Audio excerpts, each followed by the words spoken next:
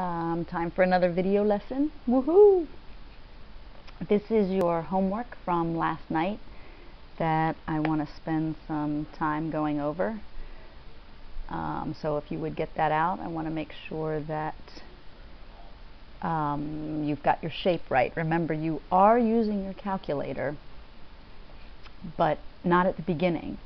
So I am hoping that here, right, that you, step one, remember, as I told you, to factor, give me the domain, and as soon as I have a domain with bad x's, you are drawing vertical asymptotes.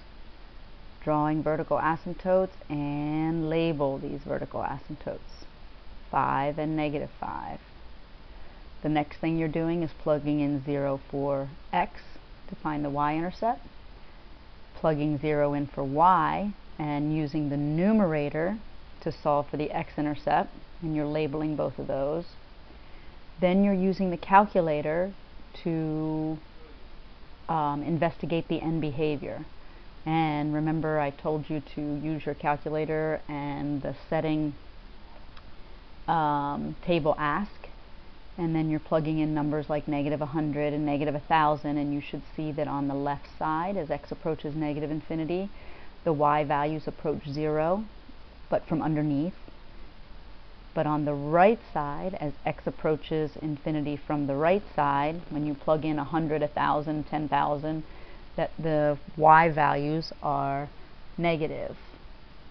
are positive, so are approaching 0, very small but positive, so approaching 0 from the right, from the top.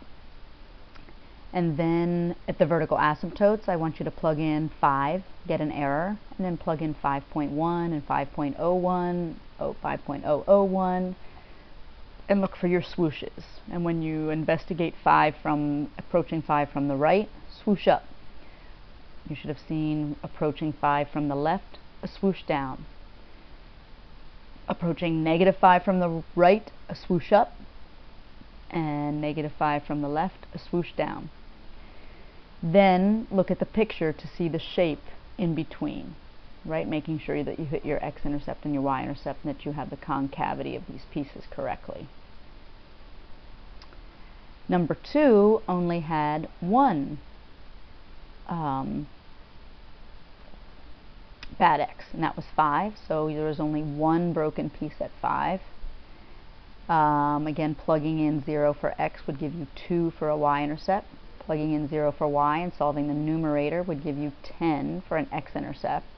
And in retrospect, I should have made my x scale go by 2, so I didn't have my x-intercept way out here. When I plugged in numbers to investigate the end behavior, when I plugged in numbers like 100 and 1000 and 10,000, investigating as x approaches infinity, I didn't get numbers really close to 0. I got numbers really close to 1, but from below 1, like 0.99 and 0.999 and stuff like that. When I plugged in numbers to my calculator as -1000 and -10,000, whatever, I was getting numbers just above 1, 1.1 and 1.01. So that's why I saw that it's different from this. Number 1 had a horizontal asymptote at 0, but number 2 had a horizontal asymptote at 1. So, and hopefully you could think about that maybe intuitively without your calculator. If you go and look at this function here, imagine plugging in 1,000,000 for x. 1,000,000 minus 10 is still pretty close to 1,000,000. 1,000,000 minus 5 is still pretty darn close to 1,000,000. And 1,000,000 over 1,000,000 is pretty close to 1. Right? And the same thing if you put -1,000,000 and -1,000,000 in for x in the numerator and denominator, that ratio is going to go to 1. And that's why you have the horizontal asymptote at 1. And so you see my horizontal asymptote here at 1. We're going to talk a little bit later about how we know whether our horizontal asymptote actually hits y equals 1. right? In the first example, we had a horizontal asymptote of y equals 0, but we knew that the horizontal asymptote was crossed because we solved for an x-intercept. Well, here, yes, I have an x-intercept, but my horizontal asymptote wasn't an intercept. So I wonder how I tell whether my function actually, without a calculator, actually, whether it touches or crosses 1 somewhere in the middle. Okay? That's a little teasing. That's for later. So, to go to today's lesson, the handout you should have with you. You're going to be finishing the handout that the substitute has given you, Graphing Rational Functions 2. We went over the homework. These are your notes from yesterday. But remember, I told you I was going to be filling in these dots here. I'm sorry, the blanks. So in step 2, after you found the domain, that step 1 does not change. The denominator can't equal 0. You cannot graph where your denominator is equal to 0. But in yesterday and last night's homework, you always drew a vertical asymptote at those bad x's. Well, that is true. You will still do that unless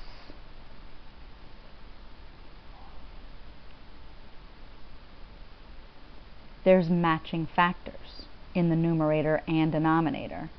So we factored the denominator to find bad x's, but now we also have to factor the numerator, unless it's prime, to see if there are any matching factors. If there's a matching factor, we don't have swooshes. We have something called a hole. You still can't graph there. It's a bad x. But instead of the function swooshing around the bad x, the function levels off at a height at that x value. To find the y value of the hole, you have to plug that bad x into the canceled or cleaned up equation.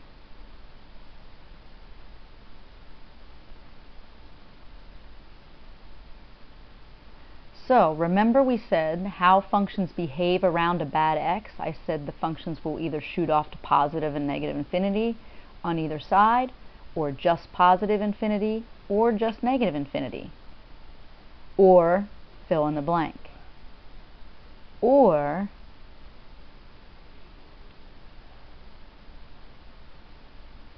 the function will approach a particular y value. It will not approach an infinity.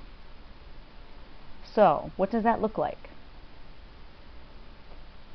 Before we go on to a function that has a hole, I want to remind you that the function we did yesterday, x plus 4 over x squared minus x minus 6, did not have a hole. That's because when we factored the denominator, remember this denominator looked like, when we factored,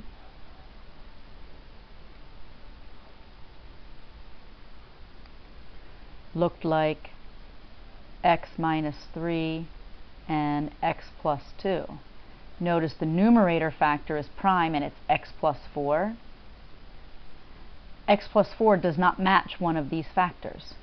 And that's why there was a vertical asymptote at x equals 3 and x equals negative 2. And you saw the behavior, the swooshing behavior, right? You swooshed up, swooshed down,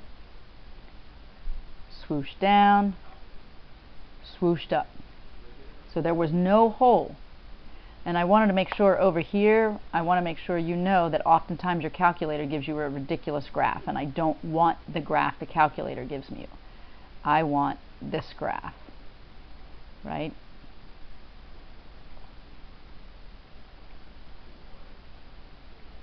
Where you find the local max. You can use your calculator to find that local max. This one you don't really have to find because I said it was a hidden one. You only have to find obvious maxes and mins. And you need to draw your horizontal asymptote. Your x coordinate and your x-intercept and your y-intercept are labeled, and your horizontal asymptote is drawn and labeled. So the function I've drawn looks vastly different from the function that your calculator gives you.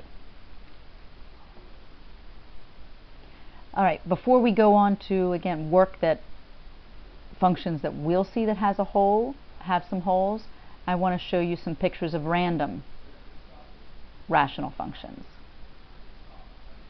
So there's a rational function,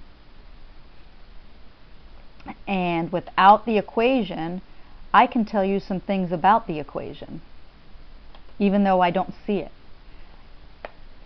There is a vertical asymptote here at x equals 0. That means this rational function, r for rational function, must have had x in the denominator, right? Because the domain would be x is all real numbers except 0. That's why there's a vertical asymptote there. So I don't know what the numerator looks like, but I know for sure the denominator has an x in it. I also see, even though they don't put arrows on there, which is highly annoying, I also see that there is a horizontal asymptote at 0, right? So there's a horizontal asymptote at 0 and a vertical asymptote at x equals 0. This particular rational function did not touch the x-axis. So I'm guessing that there can't have been any x in the numerator. It must have been a constant, you know, like 2, right? If this is 2 over x, your numerator can never equal 0. So that's why I don't have any x-intercepts. Notice with a vertical asymptote at 0, I also don't have any y-intercepts.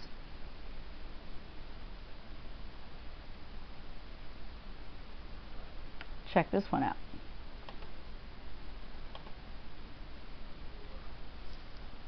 So this rational function swooshes around the vertical asymptote. And see, as x approaches, what number is this? 1. So there is a vertical asymptote at x equals 1. No touching or crossing. As x approaches 1 from the right, the function swooshes up. As x approaches 1 from the left, the function swooshes down. I see my y-intercept. I see my x-intercept, -1, 0. And I see my ha, right? There's my ha, but my ha isn't at 0. My horizontal asymptote is that y is equal to 1. So, again, I don't know exactly what this rational function looked like, but I know for sure that x minus 1 was in the denominator, because the domain, given the picture with a vertical asymptote at 1, needed to be all real numbers, but x is not allowed to be 1. Whatever was in the numerator, when you solved it for 0, it needed to give me 1, right? Also, so let's see, maybe this was I'm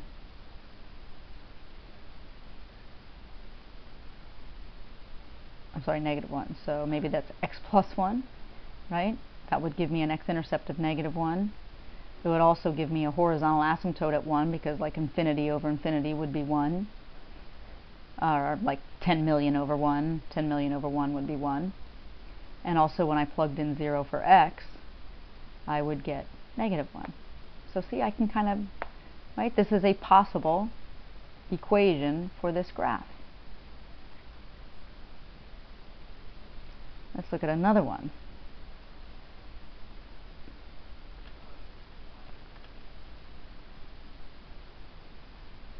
Now look at this one. Swoosh, slide, swoosh, swoosh, swoosh, slide. So you can see at the ends the function is sliding, at the right end sliding above towards 0, on both ends above towards 0. So there's a horizontal asymptote at y equals 0. I see a vertical asymptote here at x equals 3. and a vertical asymptote here at x equals -3. But, oh, and I also see I think that's a closed, let me make sure, is that that's a hole there. So notice that this function, though, has two bad x's because there's vertical asymptotes at 3 and -3. So what does that tell you about the denominator? The denominator of this rational function had to have had factors x plus 3 and x minus 3. But look at the holes. There are holes here. How many holes do you see?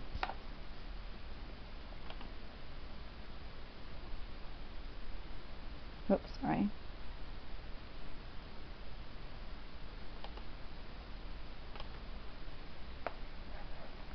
Here is a hole. Here is a hole. This is a hole. It's hard to see, but that is a hole. Here's another hole, and here's another hole. Can you tell me, can you guess where these holes are? This hole looks to be at about -4, comma 1. This hole looks like it is at -2, -2. This hole is at 0, -1, 2, comma -2, and 4, comma 1. So what does that mean for this function?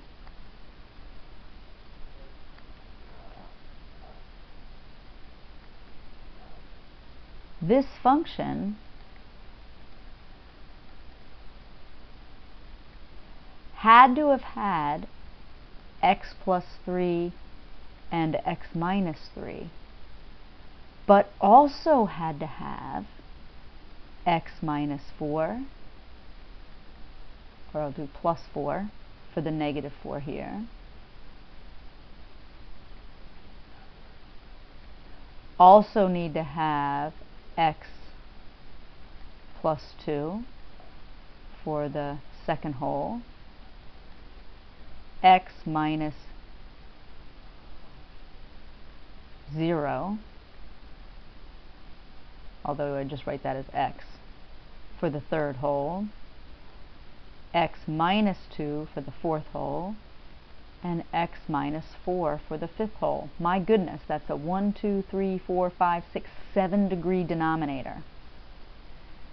The numerator had to have x minus 3, x plus 4, x plus 2, x minus 0, x minus 2, and x minus 4 in it.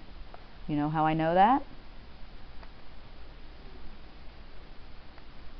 Since there was a hole at -4, the factor x plus 4 had to cancel out of the numerator and denominator.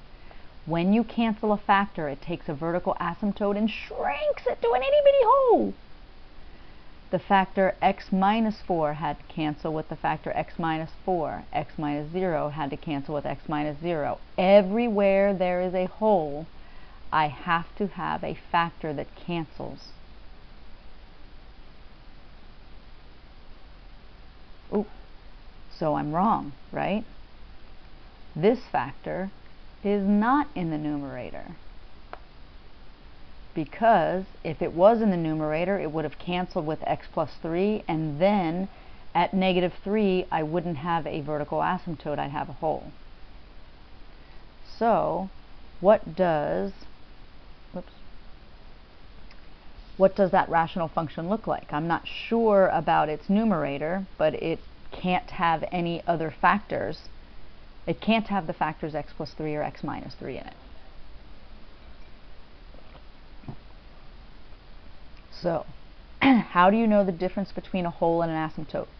A rational function cannot have both a hole and a vertical asymptote at the same x. That's not possible. Either the factor cancels or it doesn't. If the factor does not cancel, then you have a vertical asymptote. If it does cancel, you have a whole. So let's practice. Okay? No whining. See my crying face? Can't whine. You're gonna be okay. So this is number 1 on the handout. Graphing rational functions 2. So remember, the first thing you're supposed to do is factor the denominator. So this is equal to, and really I should say equivalent. Well, no, it's exactly equal to x plus 3 over x plus 3 times x minus 3. Do not cancel. Do not cancel.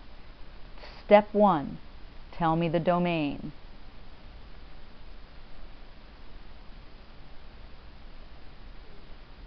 I have 2 bad x's. Those bad x's do not go away. They don't go away. There is no graphing allowed there.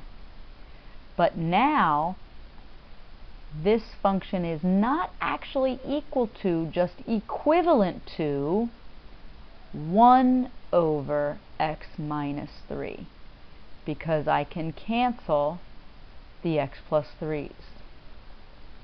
Now look at your denominator. The x minus 3 went with the canceled factor. That means there's going to be a whole at negative 3. But the factor x minus 3 did not cancel. That means that at 3 there's going to be a vertical asymptote.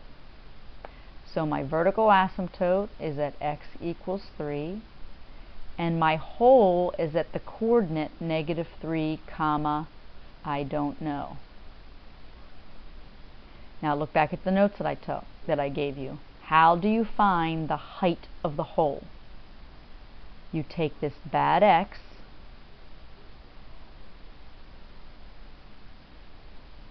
take the bad x back, not to the original function. Nope, nope, nope, nope, nope, nope, nope, nope, nope, nope. Take it to the equivalent function. 1 over negative 3 minus 3 is negative 1/6.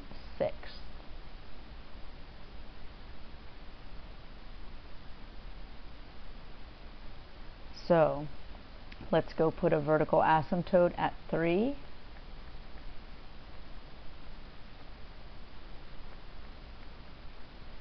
And let's put a whole at negative 3, negative 1/6.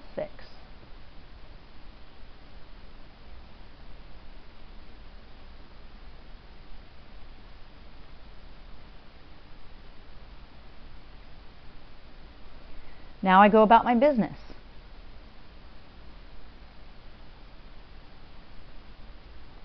How do I find a y-intercept? Anytime, any place, anywhere. Plug in 0 for x. You can plug it into the original or to the cleaned up one. Usually it's easiest to plug into the cleaned up one. Plug in the y-intercept, plug in 0 for x, and you get negative 1/3.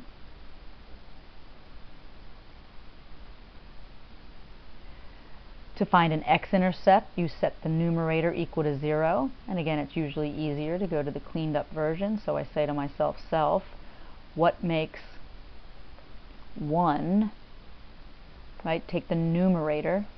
You ask yourself, what makes 1 equal to 0? And I hope you know that there is nothing. 1 will never equal 0. That means that, where's your x-intercept? There is none. We're going to use the calculator to explore behavior as you go to the left end and the right end. And when you use your calculator, you see that your function is approaching 0 when you plug in negative 1,000, negative 10,000, but approaching 0 from below. when you plug into your calculator x is equal to 100 and 1,000 and 10,000, you see that the function is approaching 0 from above. Therefore, I'm going to draw a horizontal asymptote at 0.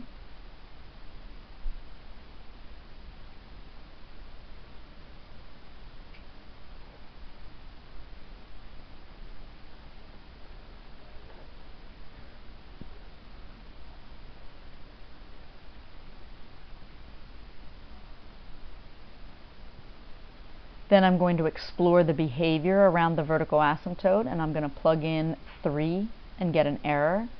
But when I plug in numbers really close to 3, like 2.9 and 2.99 and 2.9999, I get a swoosh down. And when I plug in numbers close to 3 from the right, like 3.1 and 3.01 and 3.0001, I get a swoosh up. And then I verify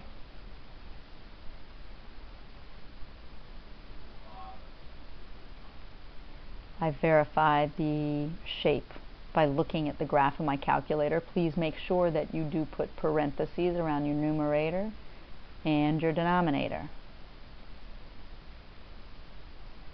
And when I do, I see that I come towards the hole. Do not pass through the hole. And you continue to swoosh down. You have a y-intercept of 0, negative 1/3. You have no x-intercept. And you swoosh up here.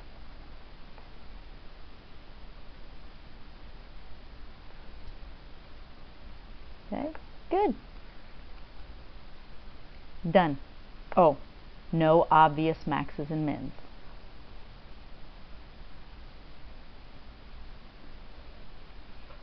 Cool? All right, let's go to the next one.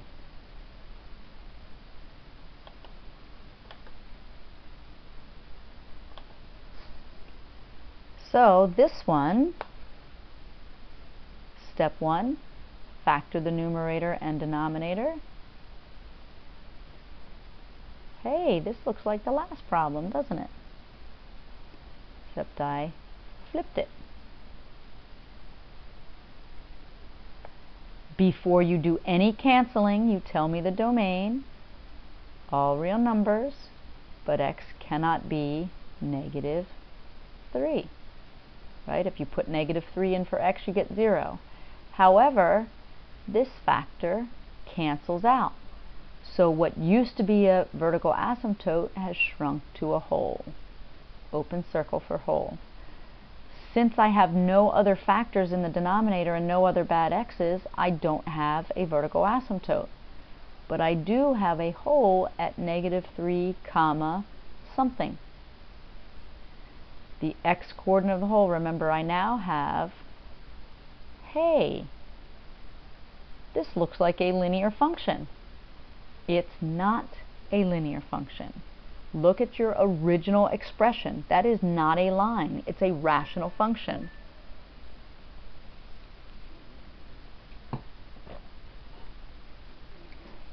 So, what appears to be a line with a slope of 1 of negative 3 is not. There is a hole in the graph. Where is the hole? Remember, you take the bad x, not to the original, no, to the cleaned up function, and the hole is at negative 3 minus 3, which is negative 6. So let's graph that. At negative 3, negative 6, there's a hole.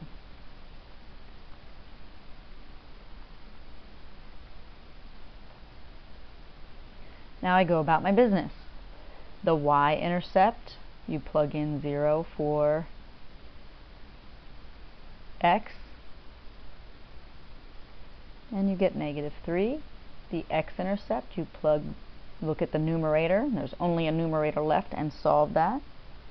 And you have, for 0, add 3 to both sides.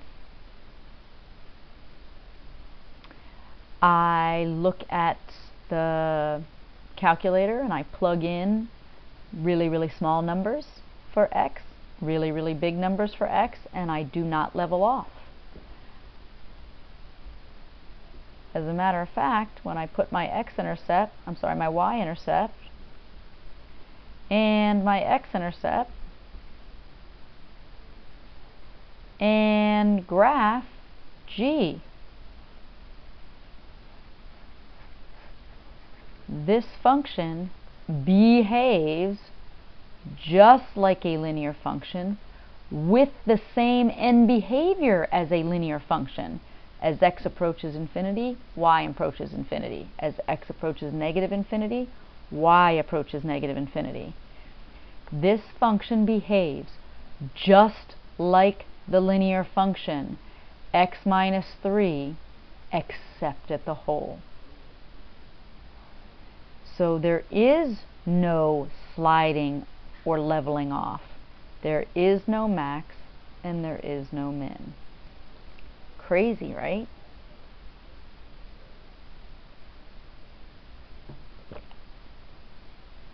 Hey, if you look at the original function and ignore this part, what is x squared over x reduce to? That reduces to just x, and this rational function behaves just like x at the end. Y equals x at the ends. Crazy!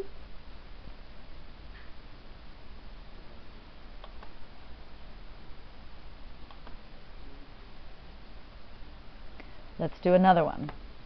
So this is number 3 on your worksheet. This function, you need to factor the numerator's prime, but you need to factor the denominator and see if you have a matching factor of 6x minus 1 that cancels out. I will let you do that on your own later. This is number 4 on your worksheet. This one, if you look at the denominator, this is why we practiced factoring the difference of perfect cubes. This is x cubed minus 3 cubed. So the factors are x minus 3 and x squared plus 2x plus 4, because I learned and practiced my factors. And remember, I told you that the second factor was prime, so there is only one bad x. That factor does not cancel with anything in the numerator, therefore this is not a whole, it is a vertical asymptote. Since there were no factors that canceled out, there are no wholes. The y-intercept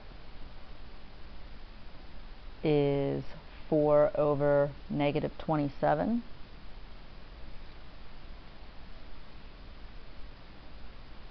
Oh, whoops, I'm sorry. On your paper, this is an 8, isn't it? I think I wanted to make that number better. I'm sorry. So this is x minus 2. I'm sorry. This is an 8. X cubed minus 8, so it's x minus 2 cubed. So it's x minus 2, x squared plus 2x plus 4. X cannot equal 2, so there's a vertical asymptote at 2. There is no whole, and the y-intercept is negative 1/2. To have an x-intercept, your numerator has to be 0, but you can't turn 4 into 0, so there is no x-intercept. And I will let you do the rest of this one. So let's look at the last one. 2x over x squared plus 4. So I'm supposed to factor the numerator and denominator. But what is true about the sum of perfect squares? This denominator is prime. Not only is it prime, which means there are no rational factors, I hope you know what x squared plus 4 looks like. X squared plus 4 is a parabola that opens up and has no real zeros at all. Therefore, there is no real number, and we are dealing with only real numbers, that will make the denominator equal to 0. Therefore, what is the domain?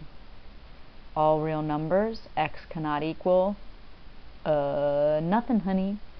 The domain is all real numbers. If the domain is all real numbers, there is no vertical asymptote where your graph is broken, and there is no hole where your graph is broken. Oh well, yay, right? My graph is not broken. My graph is continuous, not broken, if there is no number that will make my denominator 0. And I hope numerically you could figure that out too, right? Think about any number you could put in for x. If you put a negative number in and square it, you get a positive number, and a positive number plus 4 is positive. If you put a positive number in for x and square it, you get a positive number. Add 4, you get a positive number. If you put 0 in for x, you square it, you get 0, but 0 plus 4 is a positive number. So there is no x, negative, positive, or 0 that you can plug in for x to the denominator and make 0. Therefore, your rational function is continuous. So we go about our business. How do you find a y-intercept? You plug in 0 for x, and you get 0 over 4, which is 0. Well, I already can see my x-intercept then, right? Look at the numerator. What makes the numerator 0? It is also 0. So I'm going to plot 0, 0. I have no holes and no vertical asymptotes. I'm going to look at my calculator, and I'm going to plug in negative 100, negative 10,000, negative numbers, and see that my function approaches 0 on the left side, but with negative values. When I go and plug in positive 100 and positive 1,000, I see that my function also approaches 0, but with positive numbers. Since there are no swooshes and no holes, and I have to be continuous, but I also have to get to the x-intercept and y-intercept of 0, this function must come down, go back up and hit the x-intercept, must rise at some point, and come back down. But this time I see an obvious max and an obvious min. And I expect you to use your calculator and find those. I got negative 2, negative 1/2. And for the absolute max, I got 2, comma 1/2. Don't forget, I've been very bad about not labeling my axes. So please make sure you label your axes. So this rational function does have a horizontal asymptote, is at y equals 0. It does have an absolute max at 1/2 and an absolute min at negative 1/2. So for homework, again, you've really done your homework. The only ones that I didn't go all the way through with you were 3 and 4. All right, kids, I will see you tomorrow.